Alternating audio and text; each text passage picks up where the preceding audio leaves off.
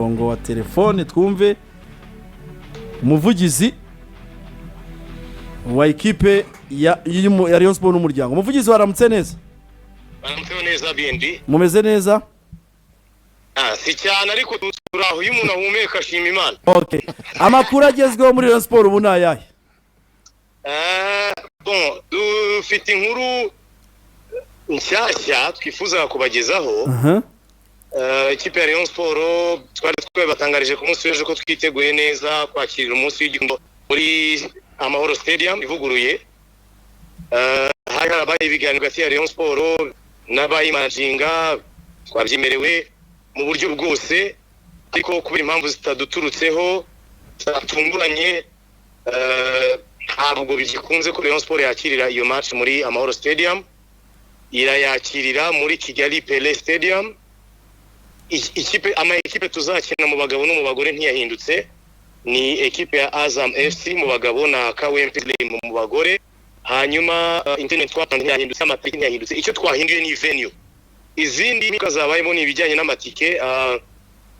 Tike twari twatangiye kugurisha abantu baguza amatike, nabahihumure nkababwira ko abo bantu bose bazakurikirana umunsi w'igikundiro mu buryo bwiza, korerwa treatment mu buryo bwiza cyane. Tuvugana harimo inama y'abayobozi bagomba kwiga uburyo bari baguza amatike bagomba kubona imyanya muri Pele Stadium kandi bakwiriye.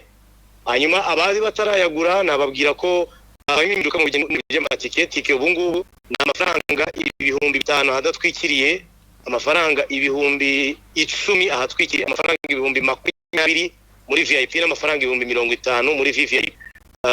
Ibindi byose ni ibisanzwe, ni nayo makuru mashya umuntu yaba atangaje kuri iyi gahunda.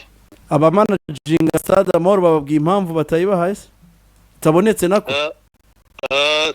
twisimo kuvuga ko ari impamvu zitaduturutseho, ariko kubitabonetse byo byabaye ubwo bindi azabiheba ikindi gihe. Urakoze cyane umuvugizi wa Rayon Sport. Murakoze cyane, murakoze.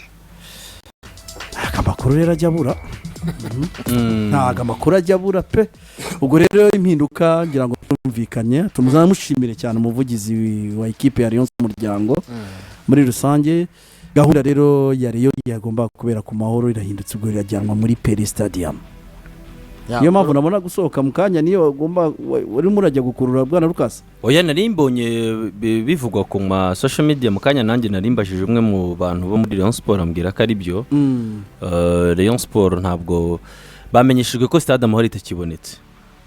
Bababwira ko babiseguyeho, nyine urumva ko babakumye mu nkokora mu byo barimo bategura, ariko ubwo umuntu yibaza ko bari izindi mpamvu, kandi impamvu nababazaga ntekereza ko nk'igikorwa cy'irahira ry'umukuru w'igihugu kizabera muri Stade Amahoro, wenda niba amatariki yegeranye simbizi ngo ndiyara, ariko niba yegeranye hari igihe ushobora gusanga ibikorwa byo gutegura nk'uriya munsi mukora bari ibikorwa bikomeye bishobora kuba bitahura.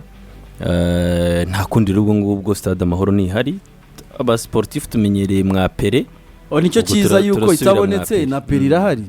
Ndumva nta mungenge kuko Pele ni stade nayo yujuje ibisabwa, nabonye na CAF yari yahaye accreditation kwakira imikino y'amajonjora yibanze.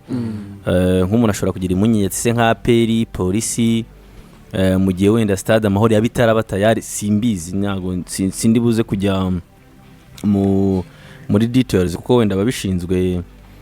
Nonaha kampani yayubakaga yararangiye, amaze kwishyira mu biganza bya Rwanda Housing Authority. Rwanda Housing Authority nako yamaze kwishyira mu biganza bya Ministeri ya Sport. Niba yifunguye officiel ifunguye, ariko bura bisaba byara tumenya sinanubwo n'umuntu yanavuga batazizo kuba ati wenda BNB n'umuntu twaganiraga ambwira ati se byaba wenda bifite aho bihuriye n'irahira ry'umukuru w'igihugu, ntago mbizi gihe bizabera. Urumva ko nangabara bati ni impamvu twege zitaturutse. Oya inzego amakuru yandi mbonye nuko inzego zibishinzwe zamenyesheje Rayon Sport ko Stade Amahoro itaboneka kuri iriya tariki.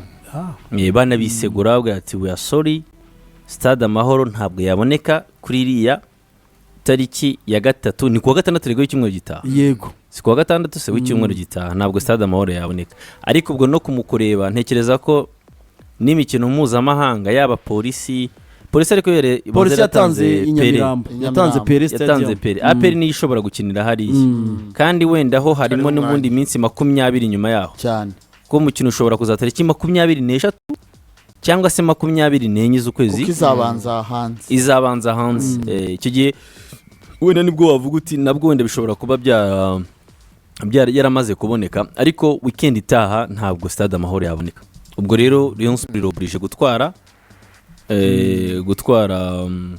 umunsi w'igikundiro wayo nyine inyamirambo icyiza nuko bamenyeshejwe hakiri kare nicyo cyiza ikindi kandi ni ibintu basanzwe bamenyereye gutegura kandi bari basanzwe bamenyereye kubitegurira kuri muri Pele Stadium bizaborohera icyari kigoranye wumvaga ko ngo bavuga ni cyari cyabamaze kura amatike muri amahoro gumva ko ubundi bazabafata